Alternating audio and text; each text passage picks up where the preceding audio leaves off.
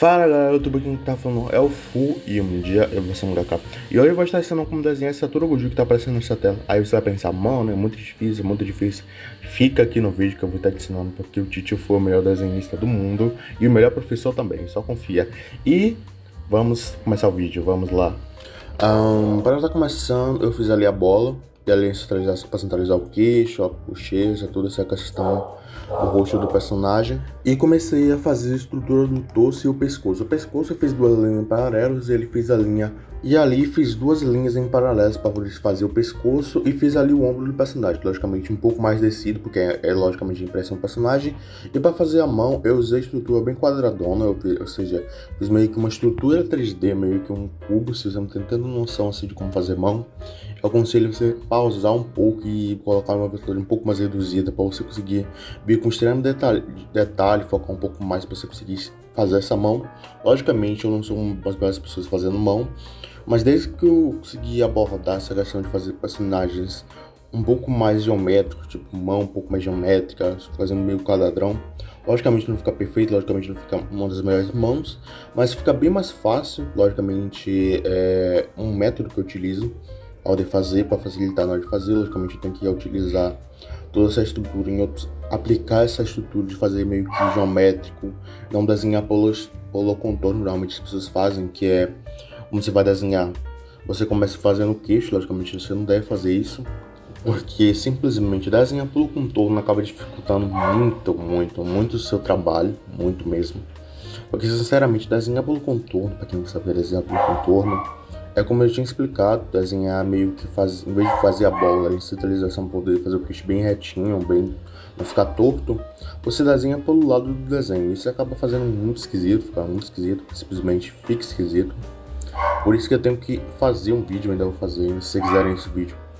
Falem como não desenhar pelo contorno, que é meio que uma coisa que eu aprendi há muito tempo atrás. E se eu não tivesse aprendido, provavelmente eu não desenharia nem metade do que eu desenho hoje. Sinceramente é uma coisa que me ajudou bastante, mas em resumo é não desenhar pelo contorno. Você desenha a estrutura e não o contorno do desenho. Por exemplo, quando eu fui fazer o rosto do personagem, a base do rosto, eu desenhei a bola em centralização, fiz ali as linhas para poder ser mais ou menos para ficar o queixo, alinhar o queixo. Mas se fosse fazer pelo contorno, não ia desenhar a bola em centralização, nem a linha. Eu ia fazer o lado do rosto, o queixo, e não ia ficar reto, porque simplesmente não fica no desenho pelo contorno. E é assim mesmo, é normal isso.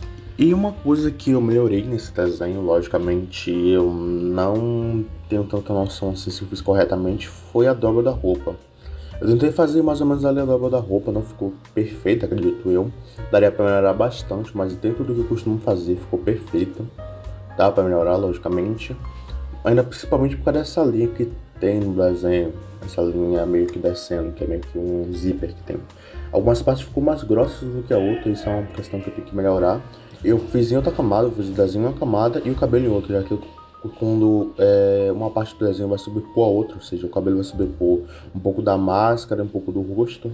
Logicamente não cobriu tanto o rosto assim, mas eu costumo fazer em outra camada para poder facilitar, logicamente, para poder facilitar na hora de diminuir e laçar o desenho, que é meio que para poder reproporcionalizar e ficar um cabelo não muito longo, não muito curto, para poder ficar reto, ficar certo, na verdade. E outra coisa que eu fiz em outra camada também foi o poder do Satoru Gojo. Esse poder do Satoru Gojo não estava na minha referência, porque sinceramente não estava. Então meio que eu fiz em outra camada, para poder facilitar, porque eu sabia que ia sobrepor uma parte ali da roupa. Então eu fiz em outra camada, fiz ali os detalhes principais, ele comecei a fazer a estrutura e fiz algumas rachuras separadas para poder saber onde eu ia fazer a luz e sombra. Logicamente não ficou perfeito, logicamente eu não segui, não tentei fazer uma rachura muito perfeita, porque eu ia só marcar mesmo onde ia fazer a luz e sombra e comecei a fazer os detalhes ali da máscara do Satoru Gojo. Um dos principais motivos desse Satoru Gojo não ter ficado tão bom como eu queria foi sem dúvidas porque eu utilizei várias imagens de referência e isso dá uma quantidade de ideias, de elementos que você pode colocar na seu desenho muito boas, mas nenhuma delas foi realmente boa. Algumas ficou meio zoadas, sinceramente. Por exemplo, esse Satoru Gojo, a pose dele, eu peguei numa imagem de referência, eu peguei em outra, e a parte do olho eu peguei em outra imagem de referência. Mas se não ficou tão bom assim, por exemplo, a máscara é de outra imagem de referência que nem de frente está, então talvez isso tenha ficado meio esquisito. E principalmente o cabelo, que eu peguei em outra imagem de referência. Aí fui meio que juntando várias ideias e várias imagens de referência para poder juntar e fazer um desenho só. Se você não tem tanta experiência assim desenhando, eu aconselho você realmente utilizar uns 3 ou 4 imagens de referência, porque, por exemplo, sempre tem alguma parte específica.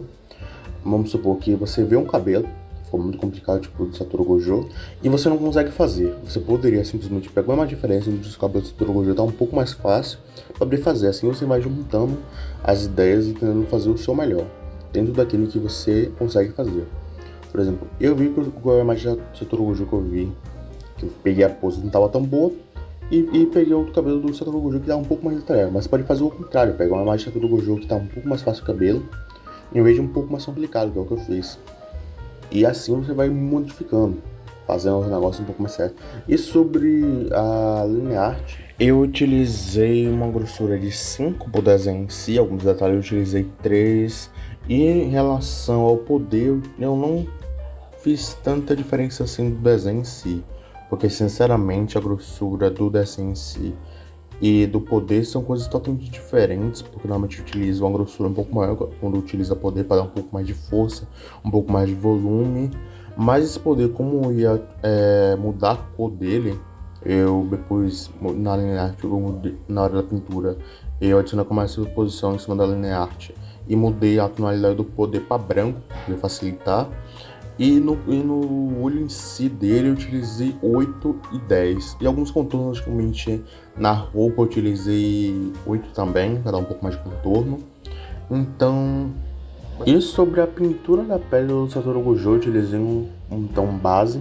Passei o tom base em toda a parte da pele do Satoru Gojo. Adicionei duas camadas por cima. Uma para fazer o tom mais forte da sombra e uma para fazer um tom mais forte ainda da sombra. E meio que fiz a sombra, e na hora de fazer o cabelo do Satoru Gojo eu fiz em outra camada, uma outra camada de sobreposição, passei tudo de cinza, adicionei 2 camadas para poder fazer a transição entre luz e sombra, fazer todo o desenho. Eu utilizei o pincel de uniforme de aquarela, não me lembro exatamente o nome exatamente, mas você vai estar utilizando parte da macio se você estiver usando Polybus Paint. Mas se não tiver desenhando Polybus Paint, eu aconselho você diminuir a opacidade do pincel e das bordas e do desenho e do pincel para poder facilitar na hora de fazer o cabelo. E eu comecei a fazer a luz e sombra. A base da pintura do cabelo eu fiz em uma camada, e a parte dos cílios eu fiz em outra camada também. E sobre a pintura dos olhos eu fiz logicamente em outra camada para poder facilitar também. Fiz 2 vezes o olho desse Satoru Gojo, não ficou tão bom nenhuma das duas, então eu tenho que logicamente melhorar. Eu fiz 3 versões, essa última ficou um pouco melhor do que as outras versões que eu fiz, mas eu acredito que eu daria para fazer bem melhor. Logicamente não ficou perfeito, a gente poderia ficar melhor, mas ficou bonito, visualmente ficou bonito. E depois comecei a passar tudo de roxo em outra camada, para poder fazer a roupa do Satoru Gojo em outra camada de sobreposição. Se você não sabe como funciona essa questão do Ibis Paint de sobreposição, adicionar, que é para poder deixar a sombra um pouco mais vívida, multiplicar para deixar a sombra um pouco mais sombra mesmo, para ficar um pouco mais forte, tem esse vídeo que está passando aqui no card, vai estar postando toda essa questão de sobreposição de camadas, como funciona essa questão, tudo que você imaginar sobre posição de camadas vai estar nesse vídeo. É um segundo vídeo que eu tinha feito, provavelmente eu não sei se vou fazer a terceira, porque esse vídeo não pegou tanta view assim, mas se você quiser saber mais, clica nesse vídeo aí que vai estar aparecendo.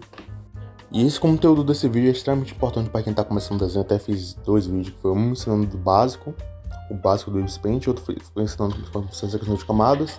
Mas foi basicamente esse vídeo do Satoru Gojo, espero que tenham gostado. Um abraço a longa distância e até a próxima. Fui!